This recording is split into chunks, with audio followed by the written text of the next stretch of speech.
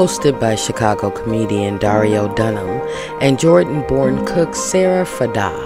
The 77 Flavors podcast discusses heritage and food in all of Chicago's 77 historic neighborhoods. The couple hopes their podcast helps to change the perception of Chicago neighborhoods, particularly those on the south and west sides of Chicago.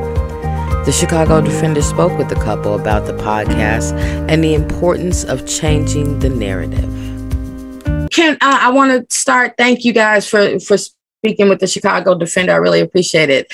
Can you guys tell me what is 77 Flavors? Yeah, 77 Flavors podcast that explores the history of Chicago and the food in the different neighborhoods. So we visit each one of these 77 community areas of the city and we tell the origin stories. And then we eat inside the neighborhood and kind of have some fun with the guests if we have some. Yeah. So I love the idea of hitting the different neighborhoods. One of the things we always talk about, Chicago's a food city. Like you got to go beyond the Gold Coast to really get the essence of what our city has to offer. It's so many different varieties and ethnicities. Like you really, it's one of those few cities where you can literally get whatever you're looking for. Anywhere, yeah. So how did you guys come up with the concept to say, you know what, we want to hit every neighborhood and tell these stories? So honestly, Dario had bought the equipment to make another podcast that he was already working on better to improve the quality. And then I put the headphones on and I was like, I sound way too good for this to not, people not to hear the sound of my voice. So we just talked about, I like food. I've been cooking for a very long time. Dario loves Chicago. I didn't know too much about Chicago history. And so we were like, all right, what's something that can combine both of our passions, food and the city? And honestly, in like 15 minutes, we came up with the name, the concept. Originally, it wasn't probably as deep as it is now. We started out as something that we just wanted to do together to enjoy. Mm-hmm. That quickly changed. But that's kind of how it started. Yeah. Well, we're in this kind of era where everybody wants a podcast. Everyone, wants to be an influencer, but it's a few things that it's people don't realize the work that goes into creating a podcast. Can you guys talk about like the process of just putting a show together? People think it's just you grab a mic and your webcam and that's it. Yeah. We had no clue, because this was supposed to be date night. Right. But it's turned into a well-documented date night. But for us, the process is simple, but it's a lot of work. So we do the research. We have a bingo board where we pick out which community area, which neighborhood we're going to go and visit. So once we get that, then we start to do all the research we can on the area. We pick out the restaurant that we want to go to. We line up the guests, and then we go and eat and we do it all. Setting up the equipment is, that's a tedious process because, when you're on location, not everything is always optimal for you and, setting cameras up, and we added the cameras later once people asked for them. And I think probably the hardest part though is, you're talking about the history of Chicago, right? And Chicagoans have a lot of pride.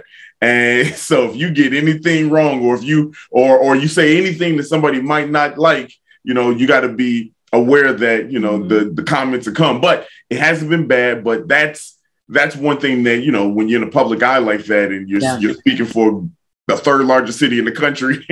Trust me, I know. As a journalist, if I say anything, I'm a South Sider. So if I'm reporting on the West Side and I don't get it right, the comments will come. We are very passionate about our neighborhood.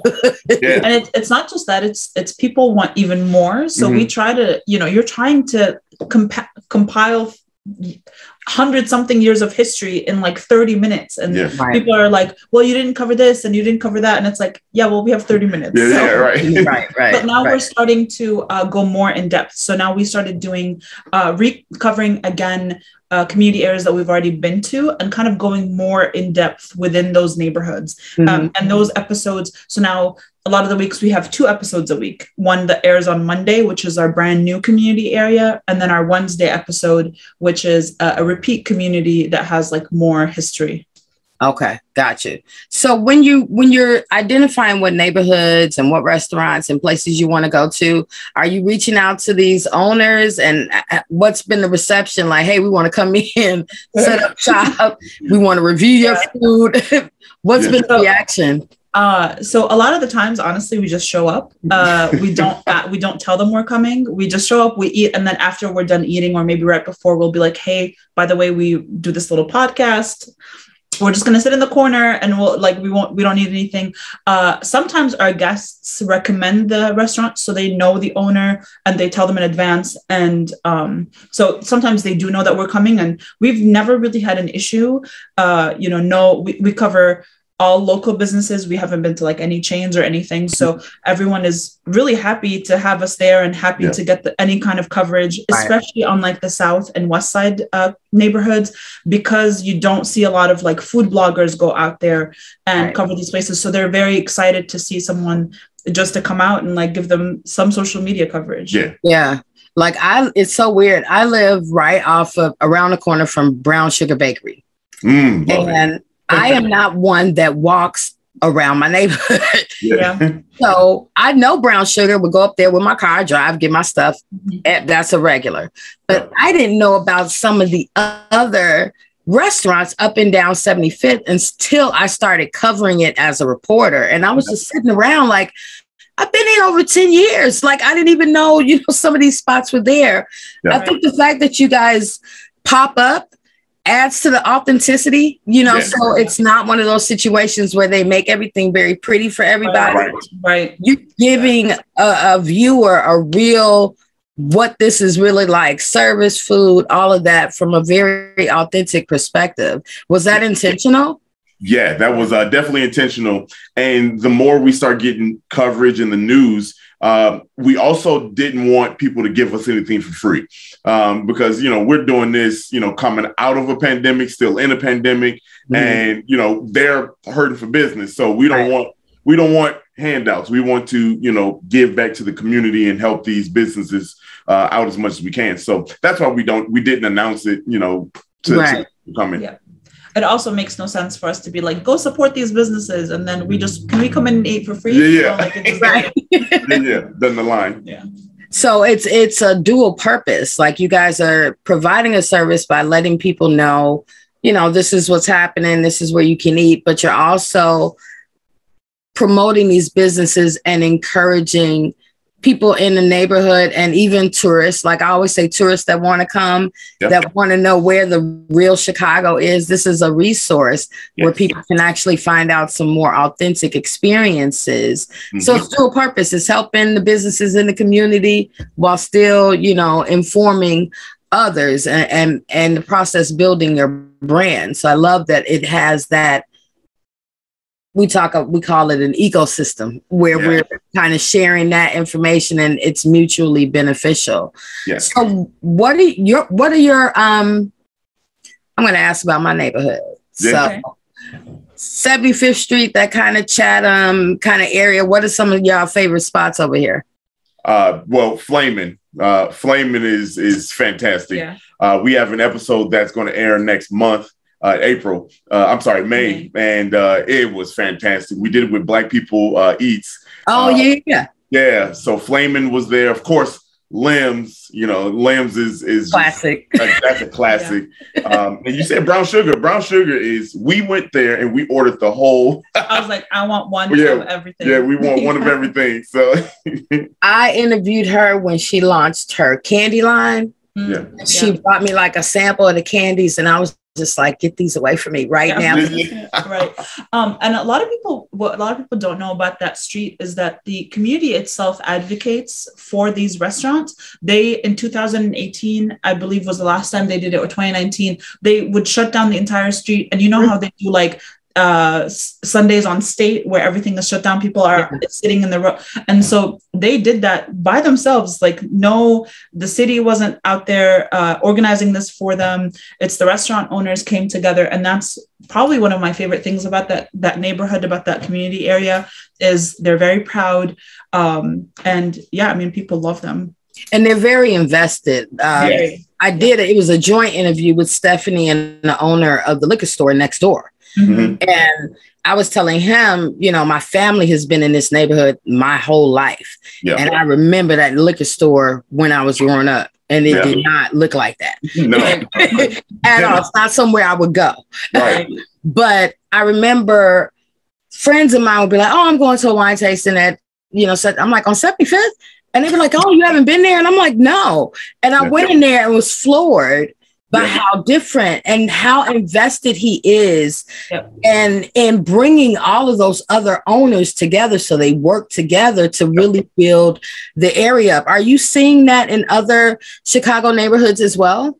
Yeah. Yep. So one thing that we talk about often on the podcast is gentrification and versus investing in the community that already exists. People that live in the community know what they need, and these businesses already exist. So investing in them is really how that community flourishes. At least that's what we've seen.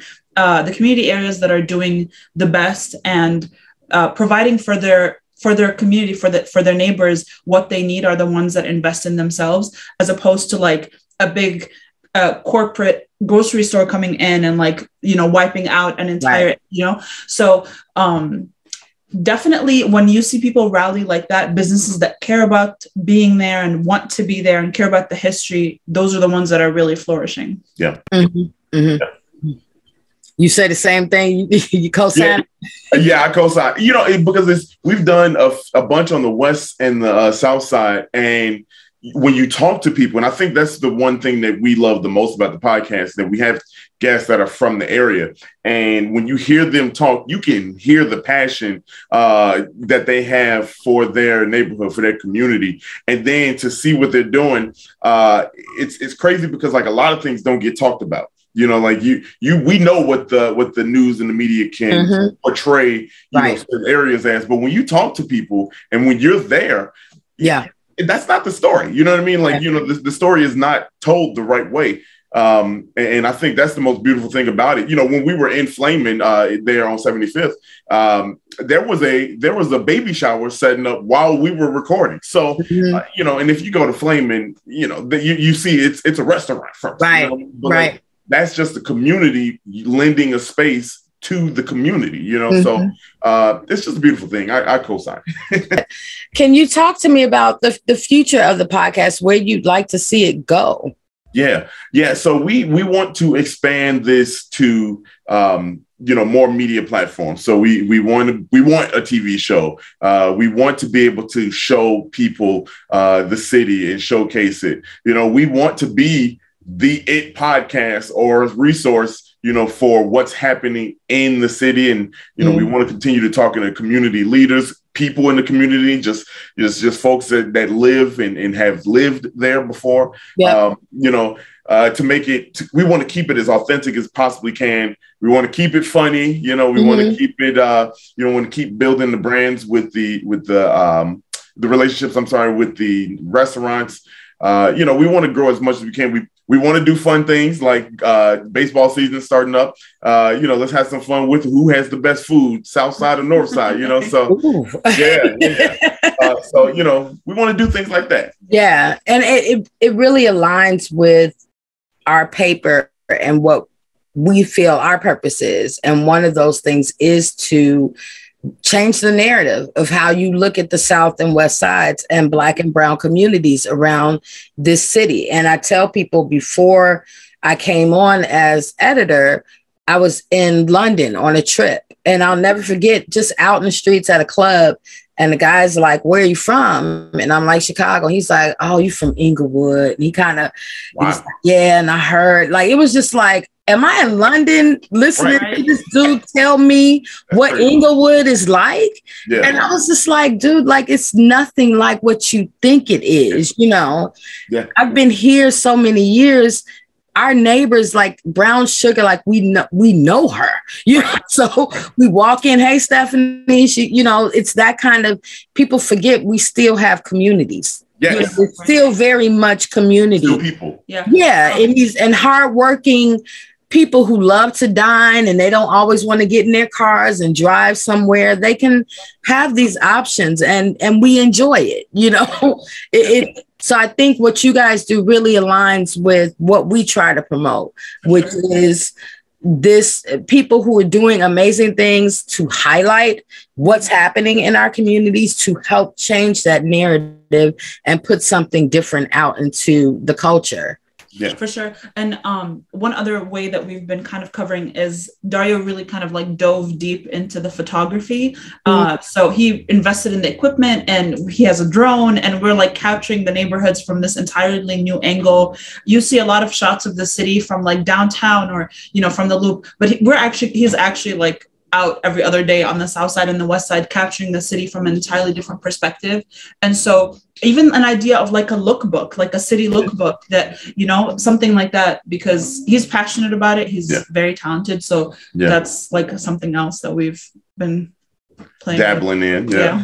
Well, I was going to ask too, you know, with the pandemic and restaurants and all that other stuff shutting down, how did you guys pivot when it came to your podcast? You know, I think for us, it was very easy because it is a podcast and essentially we eat and we tell history. So for us, you know, we don't need to physically be anywhere and we could still support the community by buying. So, you know, we never had to shut down, but we thought about it. We said, well, what if it shuts down again? How do we pivot the podcast? And, you know, Zoom is a thing and we can easily have guests on Zoom. We can order. We had plans to maybe order local and then have it delivered to our guests. And that way we eat it at the same time on the podcast. So we never had to, you know, explore those options, but they were there. You know, we were ready for that pivot.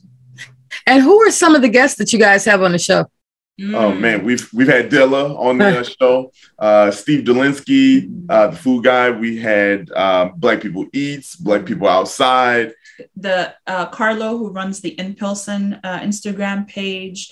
We've had Paseo podcast. It's a great Puerto Rican podcast, covers Puerto Rican news and history. Martha Bain, Chicago author.